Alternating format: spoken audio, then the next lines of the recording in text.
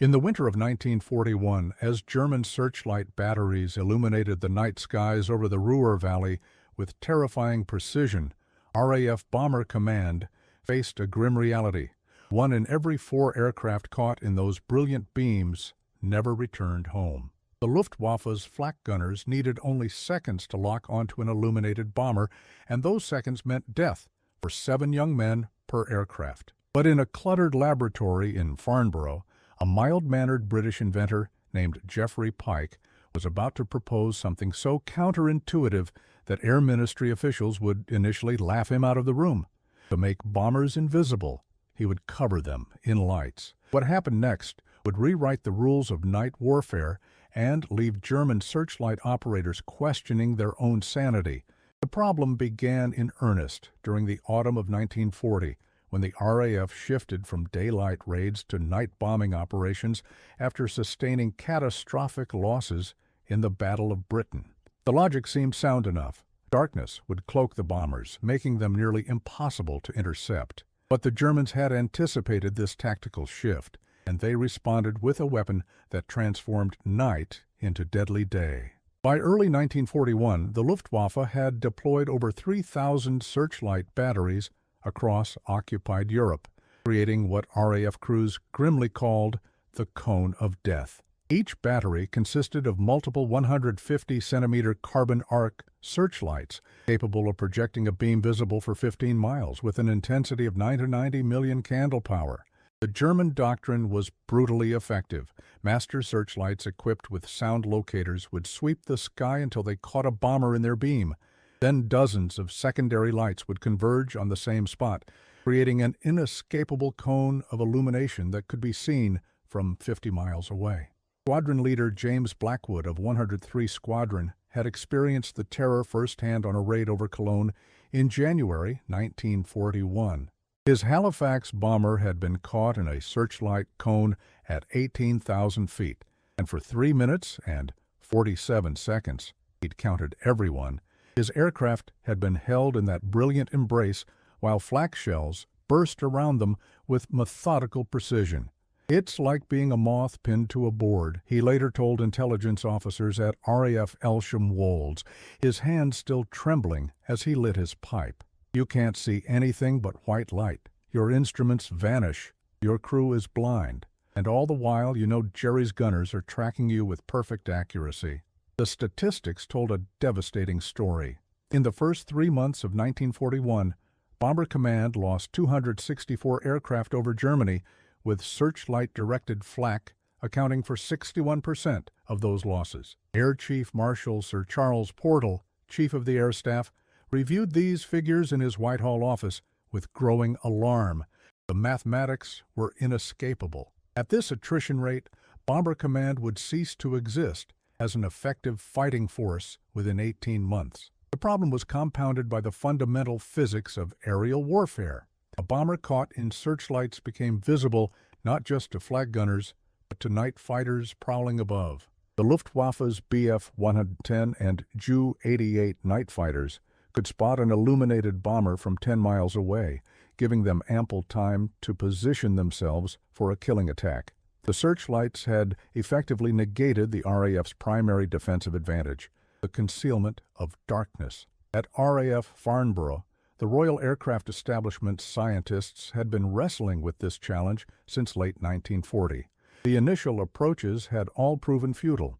They'd tried painting bombers in various shades of black and dark blue, but this made no difference once a searchlight beam struck the aircraft. They'd experimented with anti-reflective coatings, but the sheer intensity of the German lights overwhelmed any such measures. Some had even proposed flying at extreme altitudes to stay above the searchlight range, but this reduced bomb accuracy to the point of uselessness and left aircraft vulnerable to the thin air and brutal cold. It was during a particularly frustrating meeting in February 1941 that Geoffrey Pike first presented his radical concept. Pike was an unlikely figure to revolutionize aerial warfare, a 43-year-old physicist with thinning hair, thick spectacles, and a habit of chain-smoking players' cigarettes while muttering calculations under his breath.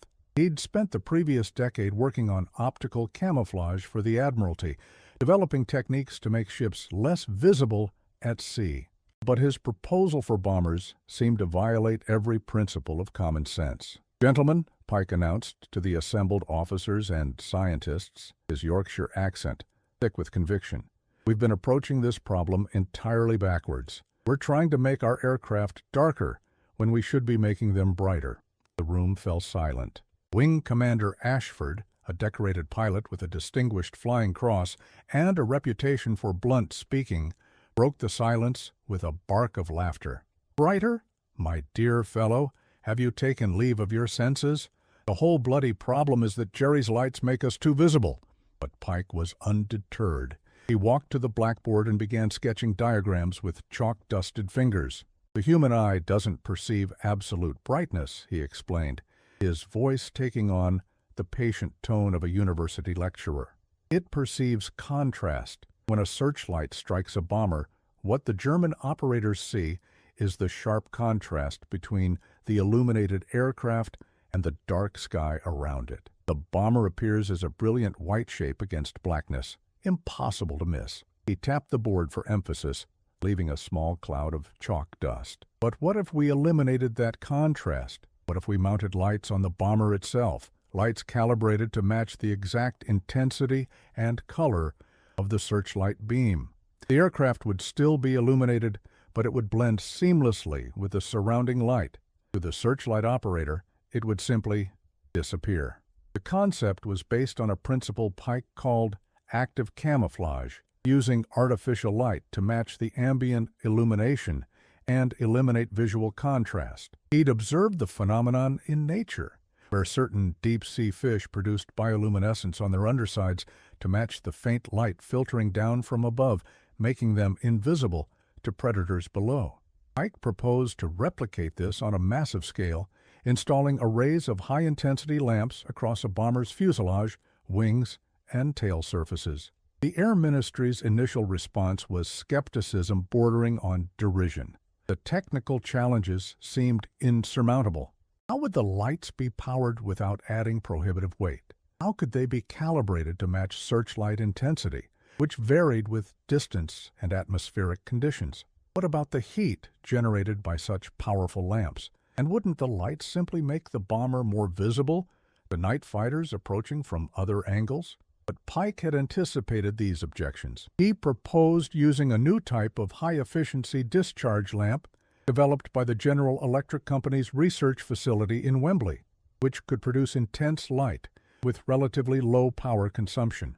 The lamps would be controlled by photocells mounted on the aircraft's upper surfaces, which would measure the intensity of incoming searchlight beams and automatically adjust the output of the camouflage lights to match. The system would be directional, projecting light primarily downward toward the searchlight operators while remaining dark from other angles. What finally convinced the Air Ministry to fund a prototype was a simple demonstration Pike conducted in March 1941.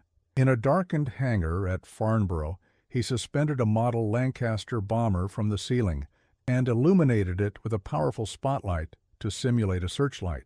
The model stood out starkly against the darkness. Then Pike activated a set of small lamps he'd mounted on the model's underside, carefully calibrated to match the spotlight's intensity. The effect was startling.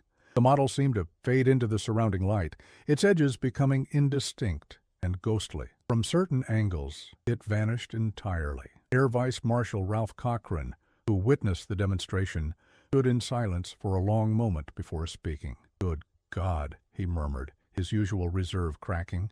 "It actually works." He turned to his aide. "Get this man whatever resources he needs. If this can be made operational, it could save hundreds of our boys." The project, codenamed Operation Glimmer, was authorized on March 28, 1941, with an initial budget of $75,000, a substantial sum, but trivial compared to the cost of losing bombers and trained crews. Pike was given a team of 12 engineers and technicians, access to a Halifax bomber for testing, and a deadline of 6 months to produce a working system. The work began in a requisitioned aircraft hangar at Farnborough, where Pike's team worked 16-hour days under conditions of strict secrecy. The first challenge was purely mechanical, designing lamp housings that could withstand the extreme conditions of high-altitude flight, temperatures of -40°C, vibration, and the stress of combat maneuvers. The lamps themselves had to be protected from ice formation, while remaining efficient enough not to drain the aircraft's electrical system. Pike's lead engineer, a brilliant young woman named Margaret Thornton from the Royal College of Science, solved the power problem with characteristic British ingenuity. She designed a system that tapped into the bomber's main generators while using capacitors to store energy during periods of low demand, ensuring the lights could operate at full intensity when needed, without compromising other aircraft systems. The entire installation added only 340 pounds to the aircraft's weight, acceptable given the potential benefits. But the real breakthrough came in April, when Pike cracked the problem of automatic calibration. Using a network of selenium photocells connected to a mechanical computing device, a marvel of pre-electronic engineering involving gears, cams, and servo motors, the system could measure incoming light intensity and adjust the camouflage lamps within 2 seconds. The computer even compensated for the angle of the searchlight beam, ensuring optimal matching regardless of the bomber's orientation. By May 1941, the prototype Halifax, designated G for Jeffrey by the affectionate ground crew, was ready for its first test flight. The aircraft bristled with 127 individual lamps mounted in streamlined housings across its lower surfaces, connected by miles of wiring to the control system housed in the bomb bay. To the uninitiated observer, it looked like something from a science fiction serial, but to Pike and his team, it represented months of exhausting labor and the hopes of every bomber crew in the RAF. The first test was conducted on a moonless night over the Salisbury Plain, with a searchlight battery from the RAF regiment providing the illumination. Squadron leader Blackwood, who'd volunteered to pilot the test flight, took G for Jeffrey to 15,000 feet and made a series of passes over the searchlight position. The results were mixed. The system worked, but the light matching wasn't perfect. The bomber appeared dimmer than before, but was still clearly visible. Pike spent the next 3 weeks refining the calibration, adjusting the photocell sensitivity, and modifying the mechanical computer's response curves. The breakthrough came when Margaret Thornton suggested adding a slight blue tint to the lamps to better match the color temperature of German searchlights, which used carbon arc technology that produced a cooler light than British searchlights. The second test, conducted on June 12, 1941, was a triumph. As G for Jeffrey flew through the searchlight beam, observers on the ground reported that the aircraft seemed to melt into the light, visible one moment, then fading to a ghostly outline, then vanishing entirely. Blackwood, watching from a chase aircraft, was stunned. "I could see the searchlight beam," he reported over the radio, his voice tight with excitement.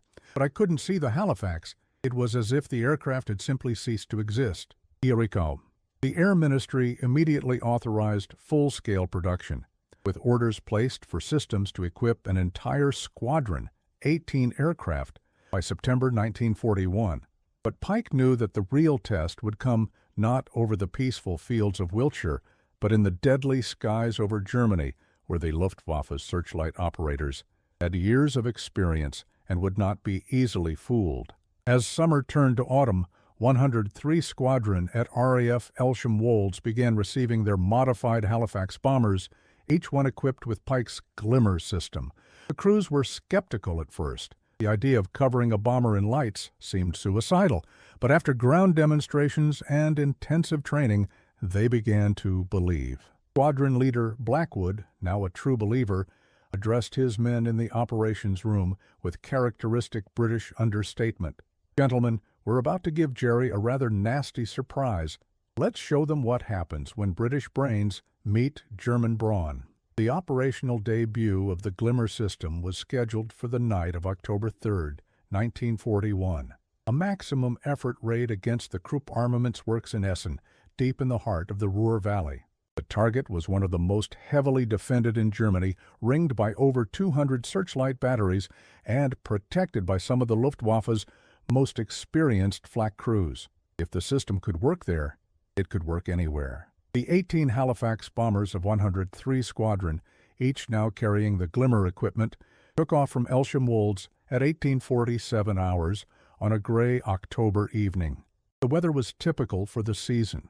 Low clouds over England giving way to clear skies over the continent, with a three-quarter moon that would aid navigation, but also make the bombers more visible.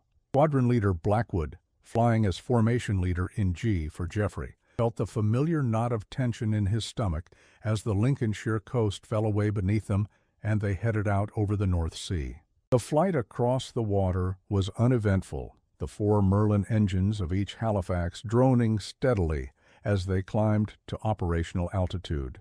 The crews went through their pre-combat checks with the methodical precision drilled into them through countless training flights. In G for Geoffrey, Flight Sergeant Davies, the wireless operator, activated the glimmer system and watched as the indicator lights on his panel glowed green, confirming that all 127 lamps were operational and the photocell network was functioning.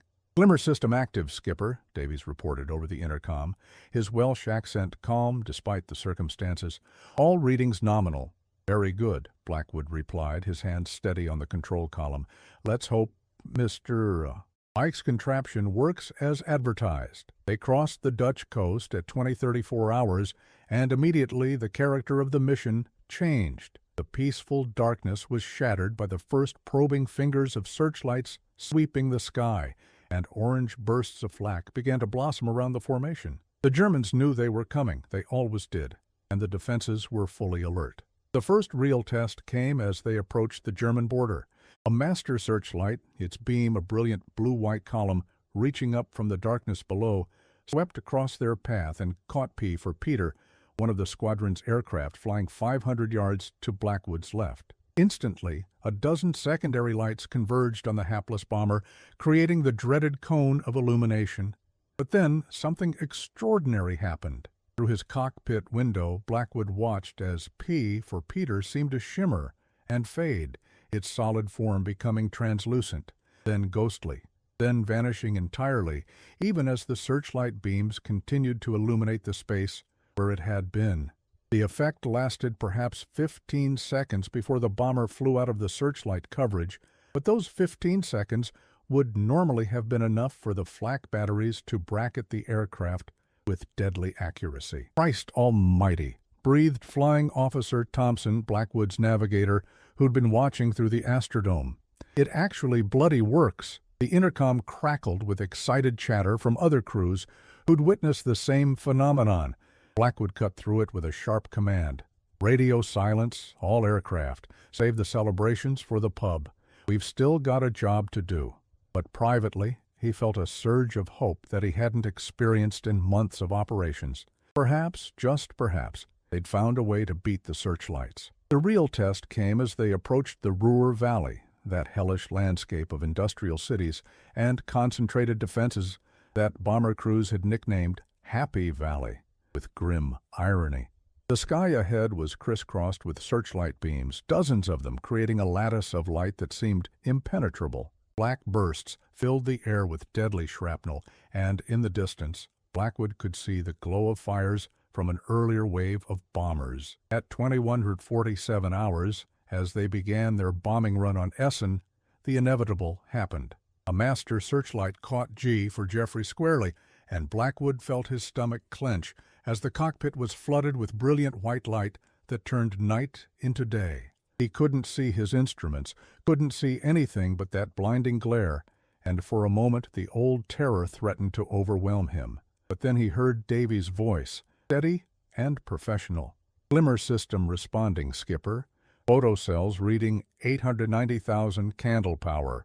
Lamps adjusting to match. Full activation in 3, 2, 1, now." Blackwood felt rather than saw the change. The quality of the light around him shifted subtly, and through his side window he could see the wing of his Halifax glowing with an eerie luminescence as the glimmer lamps activated. The effect was disorienting.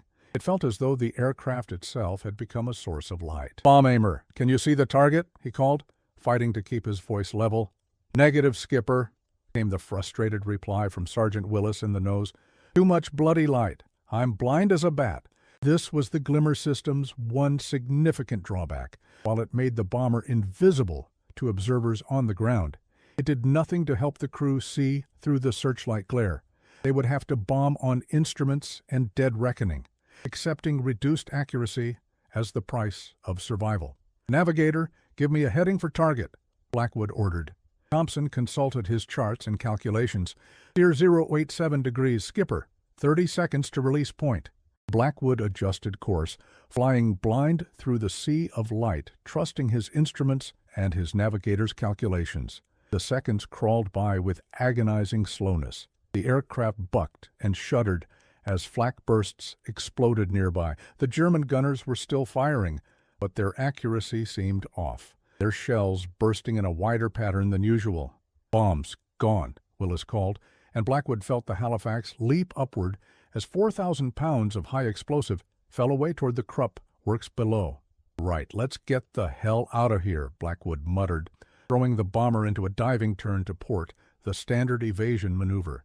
The searchlights tried to follow, but G for Jeffrey's Glimmer system adjusted continuously, maintaining the camouflage effect. After 20 seconds that felt like 20 minutes, they flew out of the searchlight coverage and back into blessed darkness. Blackwood's hands were shaking on the control column, and he realized he'd been holding his breath. He gulped air and keyed the intercom.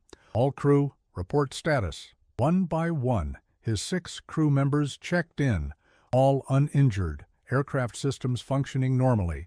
They'd survived passage through the most heavily defended target in Germany without taking a single hit. It seemed impossible, but the evidence was undeniable. As they turned for home, Blackwood monitored the radio chatter from other squadron aircraft. The reports were uniformly positive. Aircraft after aircraft had been caught in searchlights, activated their Glimmer systems, and escaped without damage. There were a few technical glitches. Q for Queenie had suffered a partial system failure that left half her lamps dark, forcing her to rely on violent evasive maneuvers to escape a searchlight cone. R for Robert reported that his photocells had frozen at altitude, rendering the system inoperable, though the crew had survived through a combination of luck and skillful flying. But overall, the results were extraordinary. Of the 18 aircraft that had set out from Elsham Wolds, 17 returned safely, a loss rate of just 5.5% compared to the typical 20-25% losses on a raid of this intensity.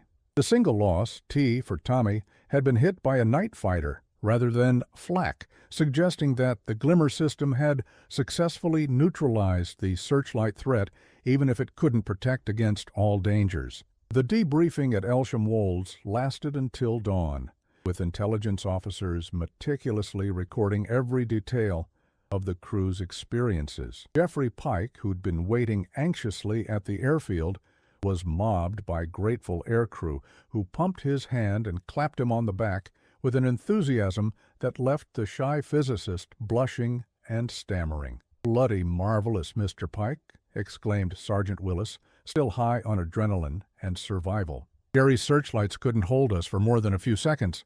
It was like we were ghosts." But Pike, ever the perfectionist, was already thinking about improvements. He cornered Margaret Thornton, who'd also made the journey to Elsham Wolds, and began discussing modifications to address the problems that had emerged during the raid.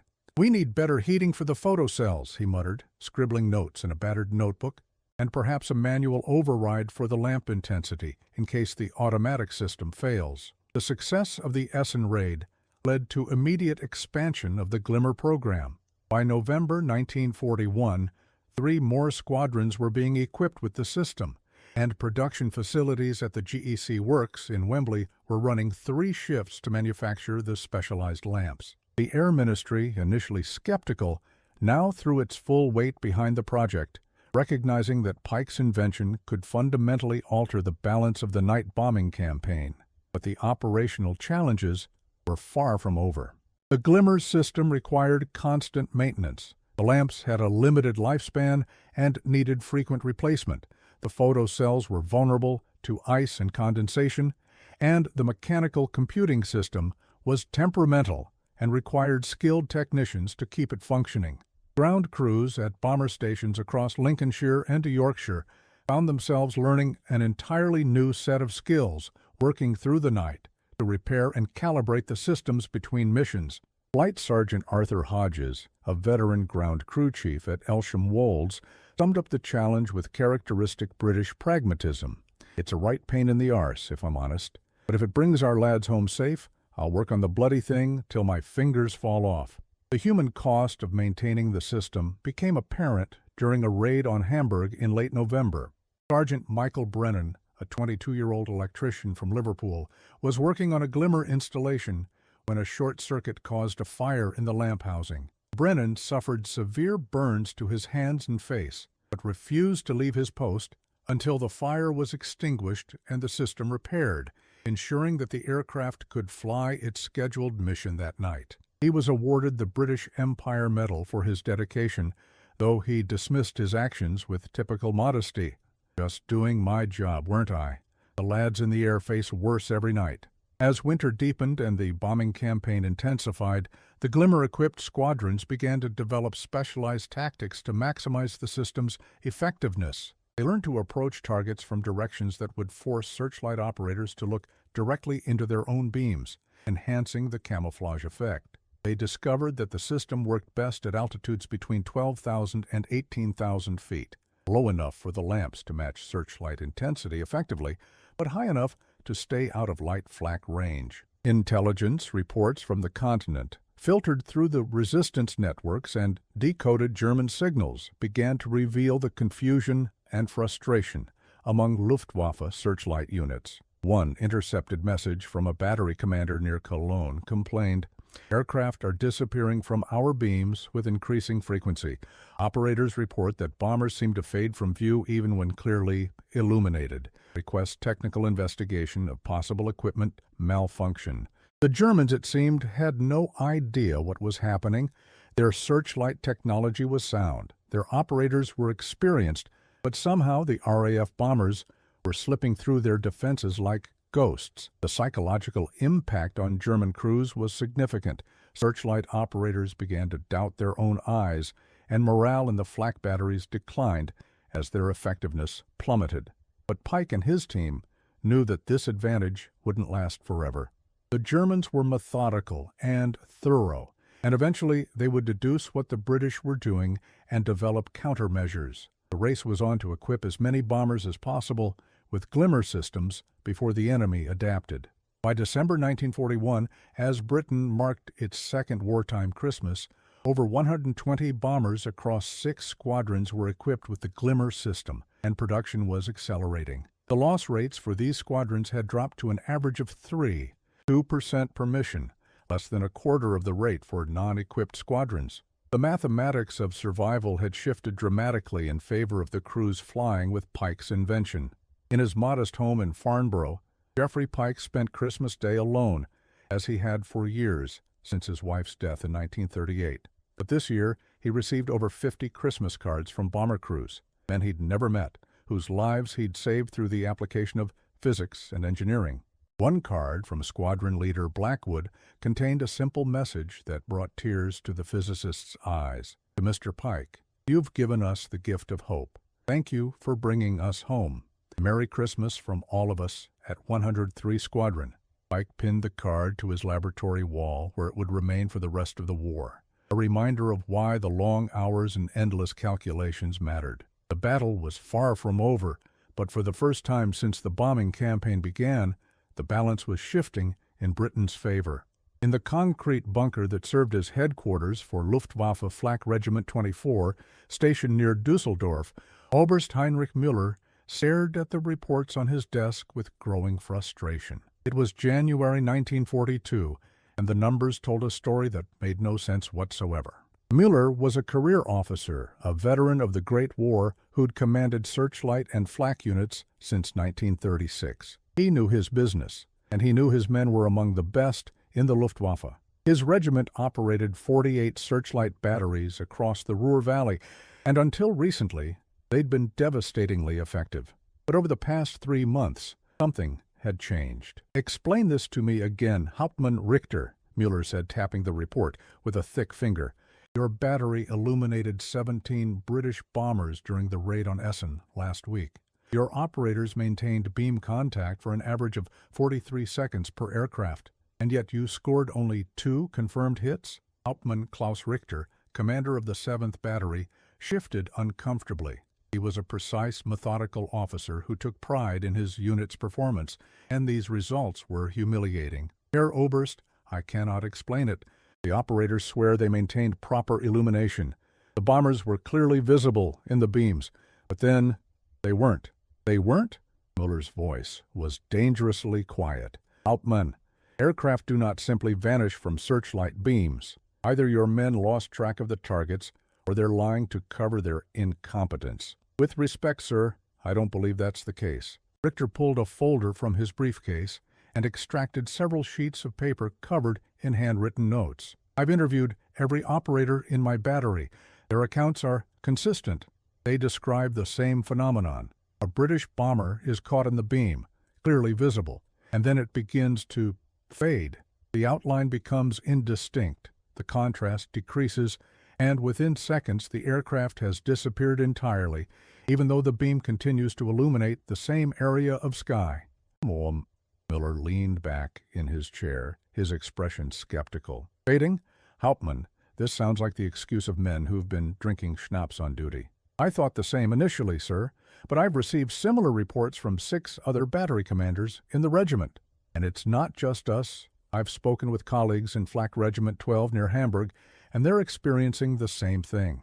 Whatever the British are doing, it's widespread and deliberate. The Oberst was silent for a long moment, his mind working through the possibilities. He'd heard whispers of similar problems from other units, but he'd dismissed them as the usual friction of war, tired men, equipment malfunctions, a fog of combat. But if the pattern was this widespread, something more significant was at play. Have you consulted with the technical staff? Miller asked. Could this be some kind of equipment failure? I had our searchlights inspected by technicians from Zeiss last week, Richter replied. They found nothing wrong. The carbon arc lamps are functioning perfectly. The reflectors are properly aligned, and the beam intensity is within specifications. The equipment is not at fault. Then what? Are the British using some kind of smokescreen? Chaff to scatter the light? No, sir. The weather has been clear on most of these raids, and our observers report no unusual atmospheric conditions. And if it were chaff or smoke, we'd see evidence of it. A cloud, a dispersal pattern. But there's nothing. The bombers simply disappear. Miller stood and walked to the map of the Ruhr Valley that dominated one wall of his office. Red pins marked the locations of his searchlight batteries. Blue pins showed flak positions, and black pins indicated recent bomber losses. There were far fewer black pins than there should be. The British have done something, he said finally.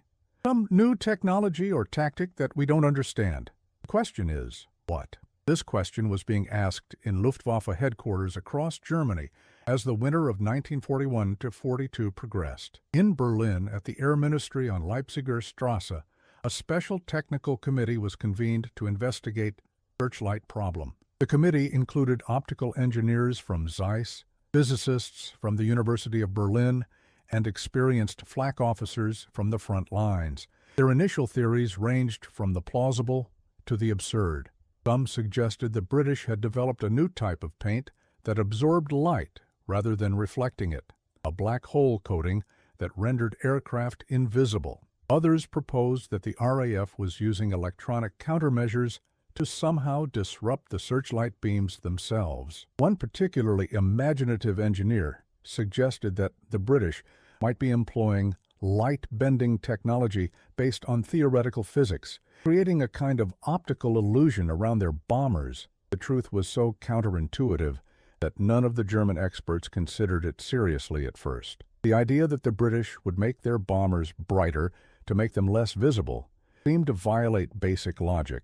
It was only when a young Luftwaffe intelligence officer named Lieutenant Franz Weber began piecing together fragments of information from various sources that the picture started to become clear.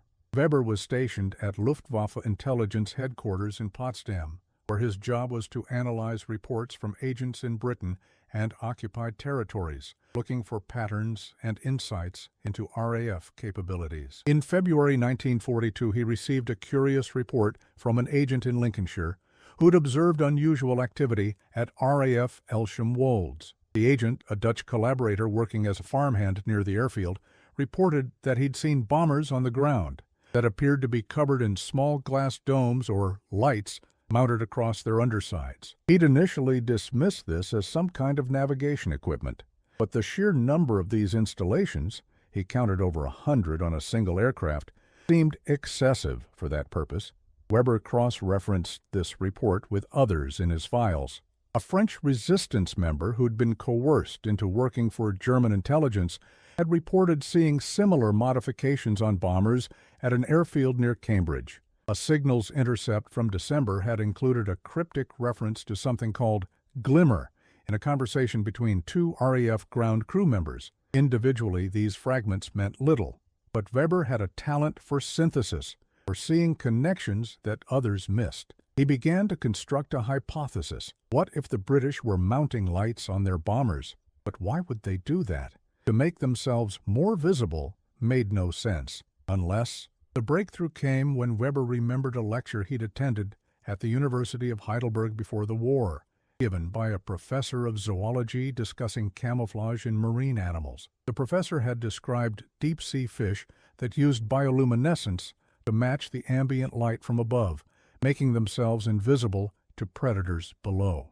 It was called counter-illumination. Could the British be doing the same thing, using artificial lights to match the intensity of searchlight beams, eliminating the contrast that made bombers visible? It seemed fantastical, but it would explain everything: the fading effect, the consistency of the phenomenon, the fact that it only occurred when aircraft were illuminated by searchlights. Weber wrote up his analysis and submitted it to his superiors in March 1942. The response was mixed. Some officers dismissed it as speculation based on insufficient evidence. Others were intrigued but skeptical that such a system could work in practice. But a few, including Oberst Müller, recognized that Weber might have uncovered something significant. "If this is true," Müller said when he read Weber's report, "then we've been fighting blind for months. The British have been making fools of us." The psychological impact of this realization was profound. German searchlight operators, who'd taken pride in their skill and effectiveness, now felt betrayed and humiliated. The British hadn't defeated them through superior courage or better tactics. They'd done it through cleverness, through scientific innovation that the Germans hadn't anticipated. In searchlight batteries across the Reich, morale plummeted. Operators began to doubt their own abilities, questioning whether they were properly tracking targets or whether the bombers were using the mysterious light system to escape. Some became overly cautious, holding beams on empty sky for fear of losing a target. Others became reckless, sweeping their lights wildly in hopes of catching a bomber before it could activate its camouflage. The confusion was compounded by the fact that not all British bombers were equipped with the glimmer system. Some aircraft still used conventional tactics, and these could be tracked and engaged normally. But operators had no way to tell which bombers had the system and which didn't until they tried to illuminate them. This uncertainty paralyzed decision-making and reduced the overall effectiveness of the searchlight network. Hauptmann Richter, commanding his battery near Düsseldorf, watched his men's confidence erode with each passing raid. "They feel like they're fighting ghosts," he confided to a fellow officer over drinks in the mess. "They do everything right, follow all the procedures, and still the bombers slip away. It's destroying their belief in the system." The German High Command, meanwhile, struggled to develop countermeasures. The obvious solution, increasing searchlight intensity to overwhelm the British camouflage system, was impractical. The carbon arc searchlights were already operating at maximum power, and building more powerful lights would require a massive investment in new technology and infrastructure that Germany, increasingly stretched by the demands of the Eastern Front, couldn't afford.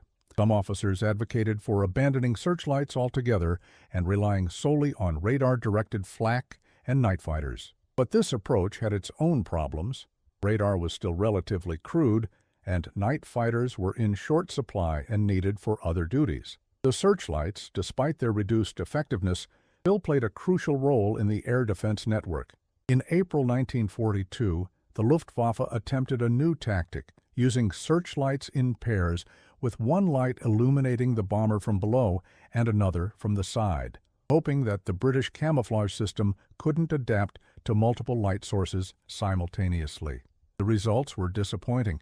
The Glimmer system, with its network of photocells and automatic calibration, proved remarkably adaptable, adjusting to the combined illumination and maintaining the camouflage effect. The Germans also experimented with different wavelengths of light, including infrared and ultraviolet, hoping to find a spectrum where the British system was less effective. But these experiments were hampered by technical limitations. Infrared searchlights had limited range, and ultraviolet light was difficult to generate at the necessary intensity. By the summer of 1942, the Luftwaffe had largely accepted that they'd been outmaneuvered. Internal reports acknowledged that British bomber losses over Germany had dropped by approximately 60% since the introduction of the mysterious light camouflage system, and that no effective countermeasure had been found. The psychological advantage had shifted decisively to the RAF. In his office in Dusseldorf, Oberst Müller read these reports with a mixture of frustration and grudging respect. The British, whom German propaganda had long portrayed as unimaginative and hidebound, had proven to be remarkably innovative. They'd identified a vulnerability in German defenses and exploited it with a solution that was both elegant and effective. "We underestimated them," he admitted to Hauptmann Richter during one of their regular meetings. "We assumed that because we had superior technology and doctrine, we would maintain our advantage. They adapted and we didn't." Richter nodded slowly. "The question now, sir, is, what do we do about it?" Müller had no good answer. The war was entering its third year, and Germany was fighting on multiple fronts. Resources were scarce, priorities were shifting, and the air defense of the Reich was just one of many demands on the nation's industrial and military capacity. The British light camouflage system would remain a problem, one that the Luftwaffe would have to live with rather than solve. In the searchlight batteries scattered across occupied Europe, German operators continued their nightly vigil, sweeping the skies for British bombers. But now they did so with the knowledge that their enemy had found a way to slip through their defenses, to become invisible in the very light that was supposed to expose them. It was a bitter lesson in the limits of technology and the importance of innovation, a lesson that would haunt the Luftwaffe for the remainder of the war. The success of the Glimmer system through the winter and spring of 1942 had given Bomber Command a crucial advantage. But Jeffrey Pike knew that complacency was the enemy of survival. In his laboratory at Farnborough, surrounded by circuit diagrams and prototype components, he worked with an intensity that worried his colleagues. "Jeffrey, you need to rest," Margaret Thornton told him one evening in May, finding him hunched over a workbench at 11:30, his eyes red-rimmed and his hands stained with solder flux. "You've been here since 6 this morning." "Can't rest," Pike muttered, not looking up from the photocell assembly he was modifying. "The Germans will adapt eventually. We need to stay ahead of them." His concerns were well-founded. Intelligence reports indicated that the Luftwaffe was experimenting with countermeasures, and there were troubling signs that the effectiveness of the Glimmer system was beginning to decline. Some crews reported that searchlights were holding them longer than in previous months, and loss rates, while still far below pre-Glimmer levels, had ticked upward slightly. The crisis came suddenly and catastrophically on the night of June 17, 1942, during a major raid on Bremen. The target was the Focke-Wulf aircraft factory, a crucial component of German fighter production, and Bomber Command had committed over 200 aircraft to the operation, including all 6 Glimmer-equipped squadrons. The raid began normally enough. The bomber stream crossed the North Sea under clear skies, and the first waves reached Bremen without unusual difficulty. But as 103 Squadron approached the target at 22:15 hours, something went terribly wrong. Squadron leader Blackwood, leading the formation in G for Jeffrey, was the first to notice the problem.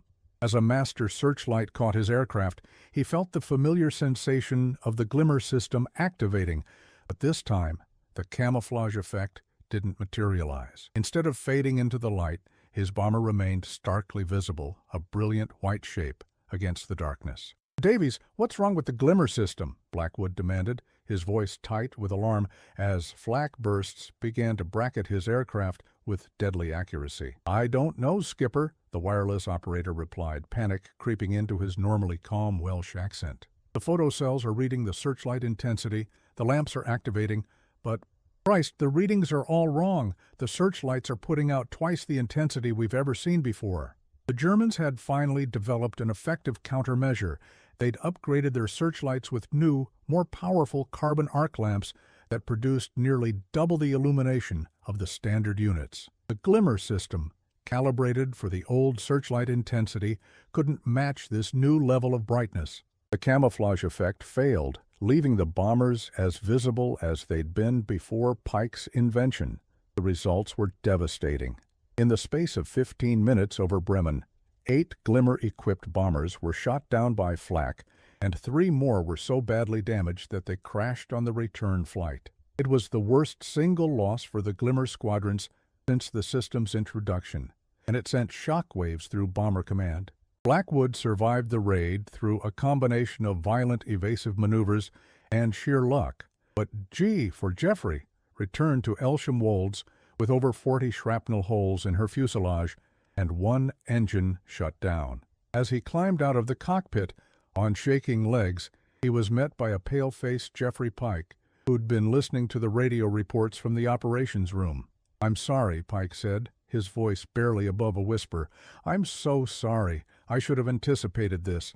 I should have—" "Show it, Mr. Pike," Blackwood interrupted, his tone sharp but not unkind. "You gave us 8 months of near immunity. That's 8 months of lads who came home who wouldn't have otherwise. Now Jerry's adapted, and we need to adapt right back. Can you fix it?" Pike straightened, his scientist's mind already racing through possibilities. Yes, I think I can. But I'll need time." "How much time?" 2 weeks, maybe 3. Blackwood looked at him for a long moment, then nodded. "You've got 1 week. After that, we're back on operations with or without a working system. The war doesn't stop for us to catch up." What followed was the most intense period of work in Pike's life. He assembled his entire team at Farnborough, engineers, technicians, electricians, and set them to work around the clock. The challenge was straightforward but daunting. They needed to increase the output of the glimmer lamps to match the new German searchlight intensity without exceeding the electrical capacity of the bomber's generators or adding prohibitive weight. Margaret Thornton attacked the problem from the electrical side, redesigning the power distribution system to extract every possible watt from the aircraft's generators. She eliminated redundancies, optimized circuit paths, and designed a new capacitor bank that could store more energy in less space. Working with barely 4 hours of sleep per night, sustained by endless cups of strong tea and the occasional tot of rum from a flask she kept in her desk drawer, she produced a design that increased available power by 35%, but even with more power, the existing lamps couldn't produce enough light. Pike needed a new lamp technology, and he found it in an unexpected place: the film industry. The powerful arc lamps used in cinema projectors operated on similar principles to the glimmer system, but produced significantly more light per watt of power consumed. Pike contacted the General Electric Company's entertainment division, and after explaining the military application and invoking the Official Secrets Act, obtained access to their latest high-intensity discharge lamp designs. The new lamps were smaller, more efficient, and capable of producing nearly 3 times the light output of the original glimmer units. But they also generated significantly more heat, which created a new problem. At high altitude, the temperature differential between the hot lamps and the frigid air could cause the glass envelopes to crack, leading to catastrophic failure. The solution came from an unlikely source. Flight Sergeant Arthur Hodges, the ground crew chief from Elsham Wolds, had been temporarily assigned to Farnborough to provide operational input. He'd been watching the engineers struggle with the heat problem for 2 days when he spoke up during a meeting. "Begging your pardon, Mr. Pike," Hodges said, his Lincolnshire accent thick with diffidence. "But have you considered using the same principle as the engine cooling system? Circulate air around the lamps to carry away the heat?" Pike stared at him for a moment, then slapped his forehead.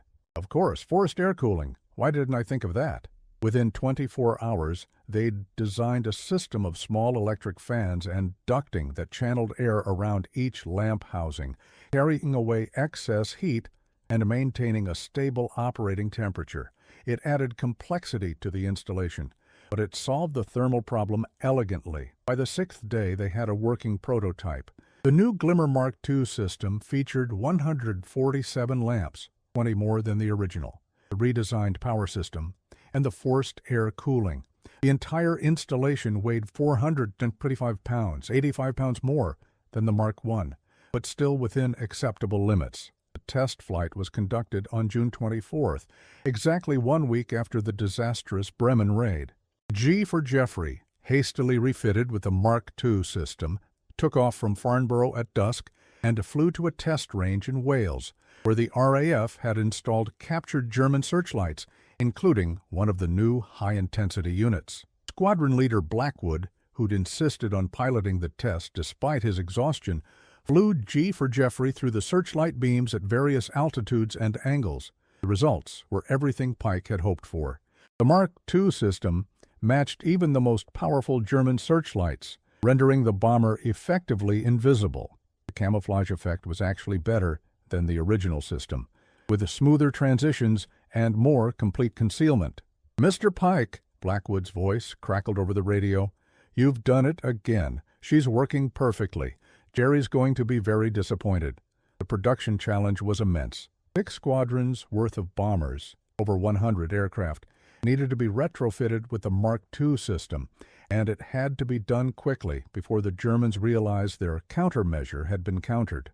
The Air Ministry mobilized every available resource, pulling technicians from other projects and setting up round-the-clock installation facilities at bomber stations across eastern England. Ground crews worked with a dedication that bordered on obsession.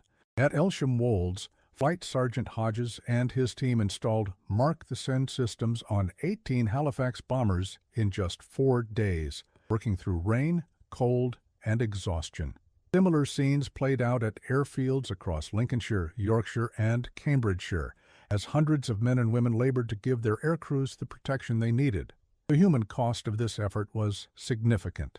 Accidents were inevitable when working with high-voltage electrical systems and complex mechanical assemblies under time pressure. At RAF Waddington, a young EAWAF electrician named Sarah Mitchell was severely injured when a capacitor bank discharged unexpectedly, leaving her with burns that would require months of treatment. At Elsham Wolds, Corporal James Whitaker lost 2 fingers when they were caught in a cooling fan assembly. Both refused medical evacuation until their current aircraft installation was complete. "The lads in the air risk their lives every night," Mitchell said from her hospital bed, her hands swathed in bandages. "The least I can do is make sure their equipment works properly. A few burns are nothing compared to what they face." By July 10, 1942, the retrofit was complete. All Glimmer-equipped squadrons now had the Mark II system, and production of new installations was accelerating. The first operational test came on the night of July 13th with a raid on Duisburg in the Ruhr Valley, the same heavily defended region where the Bremen disaster had occurred. The results vindicated Pike's frantic week of innovation. Despite encountering the upgraded German searchlights, the Glimmer Mark II-equipped bombers maintained their camouflage effect throughout the raid. Loss rates returned to the low levels of the previous winter, and crew reports were uniformly positive. "It's like we've got our invisibility back," reported Flying Officer Thompson, Blackwood's navigator, during the post-raid debriefing. "The new system is even better than the old one. Jerry's searchlights caught us several times, but we just faded away. They must be tearing their hair out trying to figure out what's happened." Indeed, German searchlight operators were baffled and demoralized. They'd been told that the upgraded searchlights would solve the disappearing bomber problem, and for one glorious night over Bremen, it had seemed to work. But now the British bombers were vanishing again, and the psychological impact was crushing. The sense that they were fighting an enemy who could always stay one step ahead, who could counter every German innovation with one of their own, eroded confidence and fighting spirit. In his office in Dusseldorf, Oberst Müller read the latest reports with a sense of weary resignation. "They've done it again," he told Hauptmann Richter. "Whatever we do, the British find a way around it, like trying to catch smoke." The crisis had been overcome. Pike knew it wouldn't be the last. The technological race between British innovation and German countermeasures would continue for the duration of the war. But for now, in the summer of 1942, the advantage lay firmly with Bomber Command. In a small ceremony at Farnborough, Air Chief Marshal Sir Arthur Harris, Commander-in-Chief of Bomber Command, personally thanked Pike and his team for their efforts. "Gentlemen and ladies," he said, nodding to Margaret Thornton and the other women on the team, "you've given us a weapon that's worth 100 squadrons. You've saved countless lives and struck a blow against the enemy that they cannot counter. Britain is in your debt." Pike, uncomfortable with praise as always, simply nodded and returned to his laboratory. There was already talk of a Mark III system with even more advanced features, and he had work to do. The war would not wait, and neither would he. By the autumn of 1942, the Glimmer system had fundamentally altered the strategic balance of the night bombing campaign. What had begun as an experimental technology on 18 aircraft had expanded to equip over 400 bombers across 15 squadrons, representing nearly a third of Bomber Command's frontline strength.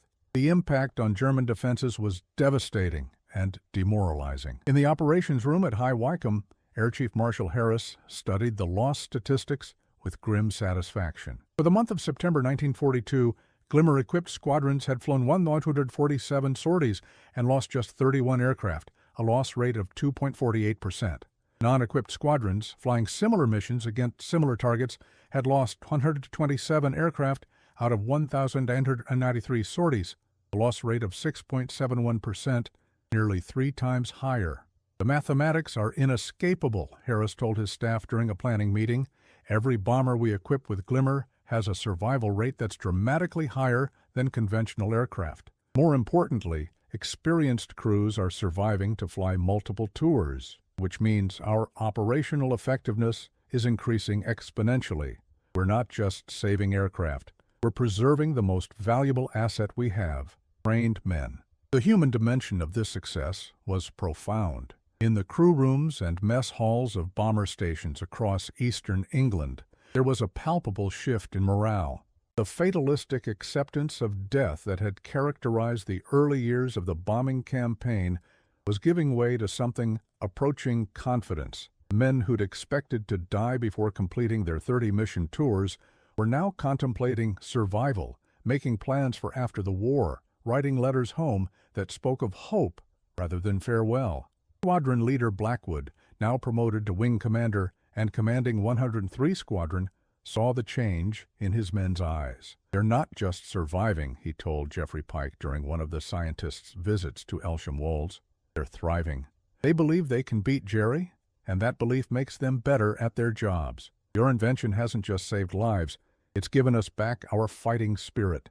The impact on German defenses went beyond mere statistics. The Luftwaffe's Searchlight network, once the backbone of the Reich's night air defense, had been reduced to near impotence. Black batteries, deprived of accurate targeting information from the searchlights, were forced to fire barrage patterns that consumed enormous quantities of ammunition while achieving minimal results. Night fighter units, which relied on searchlights to illuminate targets for visual interception, found their effectiveness drastically reduced. The psychological toll on German searchlight operators was severe. In a report captured by British intelligence in October 1942, a Luftwaffe medical officer described an epidemic of what he called beam fatigue syndrome among searchlight crews. Operators reported symptoms including eye strain, headaches, depression, and a sense of futility. Some experienced what would later be recognized as symptoms of combat stress, nightmares, anxiety, and an inability to concentrate. "The men feel they are engaged in a pointless task," the medical officer wrote. They illuminate British bombers with perfect technique, only to watch them disappear as if by magic. This repeated experience of failure is destroying morale and creating a sense of helplessness that is spreading through the Searchlight units. Contagion. Oberst Müller, still commanding Flak Regiment 24 in the Ruhr, witnessed this deterioration firsthand. In September, he was forced to relieve 3 battery commanders who'd suffered nervous breakdowns. One, a decorated veteran named Hauptmann Ernst Weber, had been found by his men sitting in his command post at dawn, staring at nothing, tears streaming down his face. "I can't do it anymore," Weber had told Müller when the Oberst came to assess the situation. "Every night we try, every night we fail. The British bombers come and go as they please, and we're powerless to stop them. What's the point? What's the bloody point?" Müller had no answer. He arranged for Weber to be transferred to a rear area posting and recommended him for medical leave, but he knew that the problem went far deeper than one man's breakdown. The entire Searchlight arm of the Luftwaffe was suffering from a crisis of confidence and purpose. The German High Command attempted various responses to the crisis. In August, Reichsmarschall Hermann Göring, commander of the Luftwaffe, issued a bombastic order declaring that Searchlight operators who failed to maintain illumination on British bombers would face court-martial for dereliction of duty. The order was quietly ignored by field commanders, who recognized it as the desperate bluster of a leader who had no real solution to offer. More practically, the Luftwaffe began to shift resources away from searchlights and toward radar-directed flak and night fighters. But this transition was hampered by Germany's increasingly strained industrial capacity and the competing demands of the Eastern Front, where the Wehrmacht was locked in a brutal struggle with the Soviet Union. The resources simply weren't available to completely rebuild the air defense network. By November 1942, British intelligence was intercepting German communications that revealed the depth of the crisis. One decoded message from Luftwaffe headquarters in Berlin to field units acknowledged that the British light camouflage system has rendered our Searchlight network largely ineffective and ordered commanders to make maximum use of alternative detection and engagement methods. Another intercepted message from a Flak Division commander to his superiors was even more revealing. Morale among Searchlight personnel has reached critical levels. Men openly question the value of their duties and express belief that the British possess technology we cannot counter. Request permission to redeploy Searchlight batteries to less critical sectors and concentrate remaining resources on radar and fighter defenses. The impact extended beyond the immediate tactical situation. The success of the Glimmer system had strategic implications for the entire bombing campaign. With loss rates dramatically reduced, Bomber Command could sustain a higher operational tempo, mounting larger and more frequent raids. The tonnage of bombs dropped on German industrial targets increased by 47% in the second half of 1942 compared to the first half, while total aircraft losses actually decreased. The effect on German war production was significant. The Krupp works in Essen, repeatedly targeted by Glimmer-equipped bombers who could now reach the target with greater reliability, saw production decline by 23% in the autumn of 1942.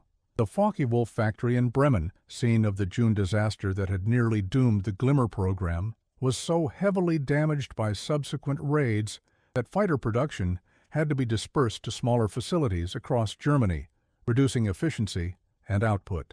In December 1942, Albert Speer, Hitler's Minister of Armaments and War Production, submitted a confidential report to the Führer warning that the increasing effectiveness of British night bombing, enabled by their apparent ability to evade our searchlight defenses, poses a serious threat to armaments production. If current trends continue, we may face critical shortages in aircraft, vehicles, and ammunition by mid-1943. The human cost of the bombing campaign was also mounting on the German side. Civilian casualties in targeted cities increased as the accuracy and intensity of raids improved. The psychological impact of seemingly unstoppable night raids eroded civilian morale, particularly in the industrial cities of the Ruhr and Rhineland that bore the brunt of Bomber Command's offensive. For the men who flew the Glimmer-equipped bombers, the knowledge that they were having this impact was both satisfying and sobering. Wing Commander Blackwood, flying his 47th mission in December 1942, well beyond the standard 30-mission tour, reflected on the change in a letter to Jeffrey Pike. "We've gone from being the hunted to being the hunters. Jerry's searchlights still sweep the sky, but they're groping blindly now, and we slip past them like ghosts. I won't pretend there's no danger. Flak and fighters still take their toll, and every mission is a roll of the dice. But your invention has shifted the odds dramatically in our favor. The lads know it, and it shows in everything they do. We're winning, Mr. Pike, and you're a big part of why." In his laboratory at Farnborough, Pike pinned this letter next to the Christmas card from the previous year.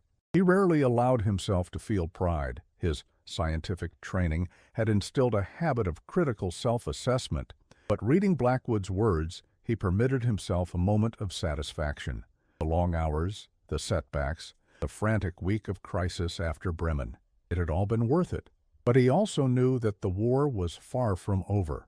The Glimmer system had given Britain a crucial advantage, but maintaining that advantage would require constant vigilance and innovation. Already his team was working on the Mark III system, which would incorporate lessons learned from 18 months of operational use and add new capabilities to counter evolving German tactics. Margaret Thornton, now promoted to chief engineer of the Glimmer program, summed up the situation during a planning meeting in late December.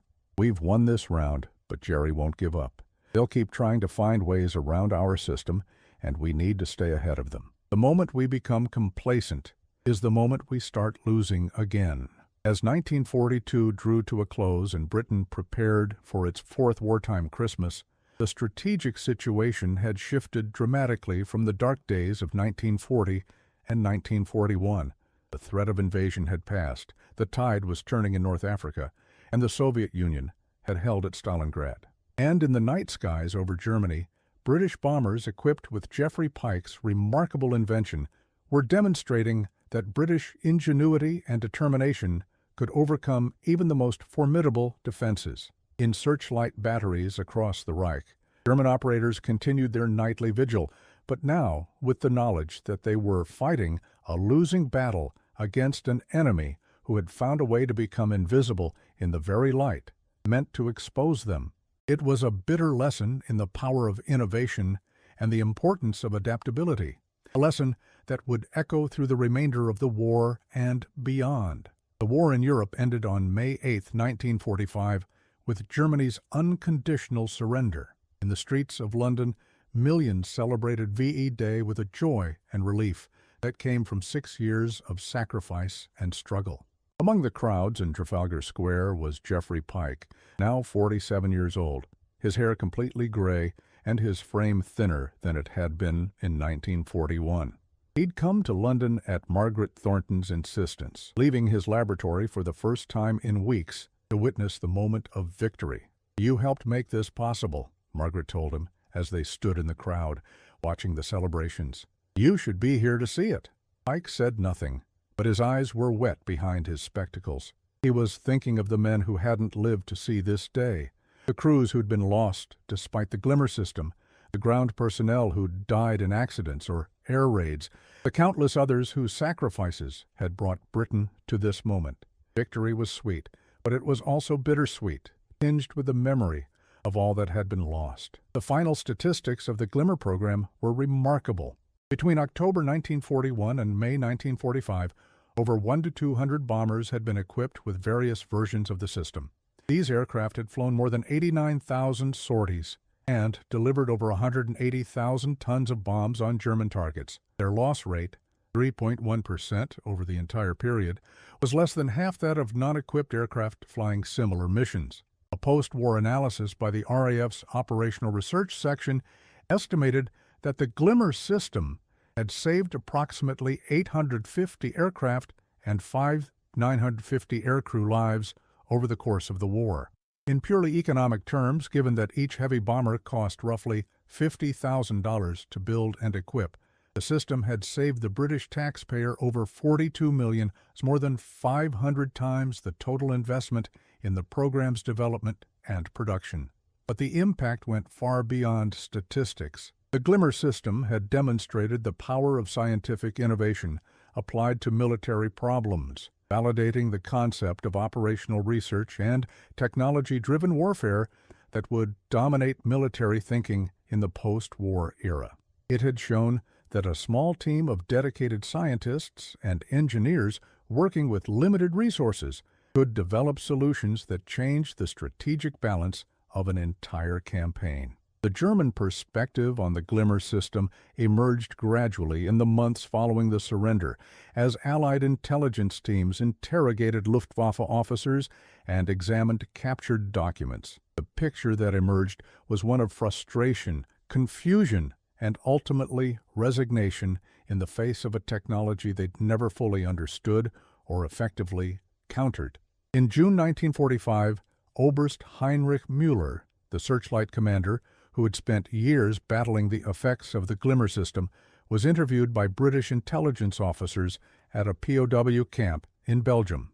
His testimony provided valuable insights into the German experience. "We knew the British were doing something to their bombers, something that made them difficult to track with searchlights. Our intelligence services eventually determined that they were using some kind of light-matching system, but we never obtained detailed technical information. We tried various countermeasures, more powerful searchlights, different wavelengths, multiple illumination angles, but nothing worked consistently. The British always seemed to be one step ahead of us. The psychological impact on my men was severe. Searchlight operation requires confidence and precision, but how can you maintain confidence when your targets keep disappearing? Many of my best operators requested transfers to other duties. Some suffered nervous breakdowns. By 1943, morale in the Searchlight units was at rock bottom, and it never recovered. Looking back, I believe the British light camouflage system was one of the most effective defensive technologies of the war. It didn't destroy our searchlights or our flak batteries. It simply made them irrelevant. That's a more profound defeat than any physical destruction could achieve. The fate of the key figures in the Glimmer story reflected the broader transformation of Britain in the post-war years. Geoffrey Pike, offered a knighthood for his contributions to the war effort, declined with characteristic modesty, saying that he'd only done what any scientist would do. He returned to civilian research, taking a position at Imperial College London, where he continued to work on optical systems and camouflage technology. He published several influential papers on active camouflage and counter-illumination, though he was never able to discuss his wartime work in detail due to Official Secrets Act restrictions. Pike died in 1967 at the age of 69, having lived to see many of his theoretical concepts validated by subsequent research. His obituary in the Times made only oblique reference to his wartime contributions, noting that he had worked on classified defense projects during the war years. It wasn't until the 1980s, when wartime records were declassified, that the full story of the Glimmer system became public knowledge. Margaret Thornton, who'd been Pike's chief engineer and closest collaborator, faced the challenges common to many women who'd held responsible technical positions during the war. With the return of male engineers from military service, opportunities for women in technical fields contracted sharply. But Thornton was determined not to return to the limited pre-war roles available to women. She joined the newly formed National Physical Laboratory in 1946, becoming one of the first female senior engineers in a government research establishment. Her work on electrical systems and power management, honed during the development of the Glimmer system, made her a valuable asset in post-war Britain's efforts to rebuild its industrial infrastructure.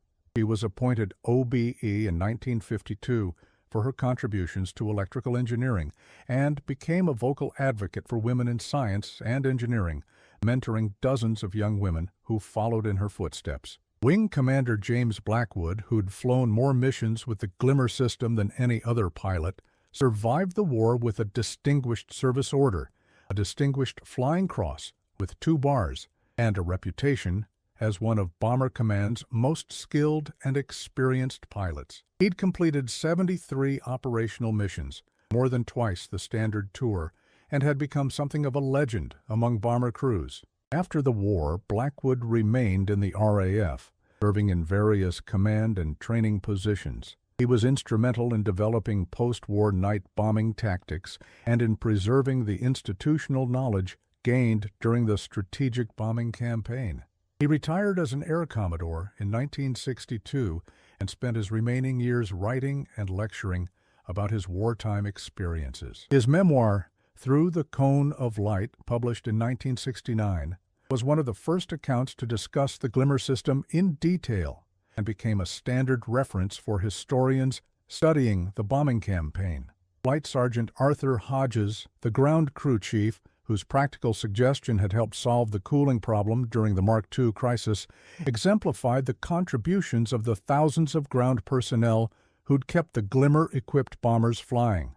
After the war, he returned to his pre-war occupation as an electrician in Lincoln, but his wartime experience had given him skills and confidence that transformed his career.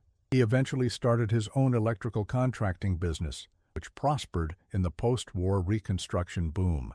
He was awarded the British Empire Medal in 1946 for his wartime service, a recognition he treasured more than any commercial success. The Glimmer system itself had a curious post-war fate. With the advent of radar-guided air defenses and jet aircraft, the specific technology of light-matching camouflage became obsolete.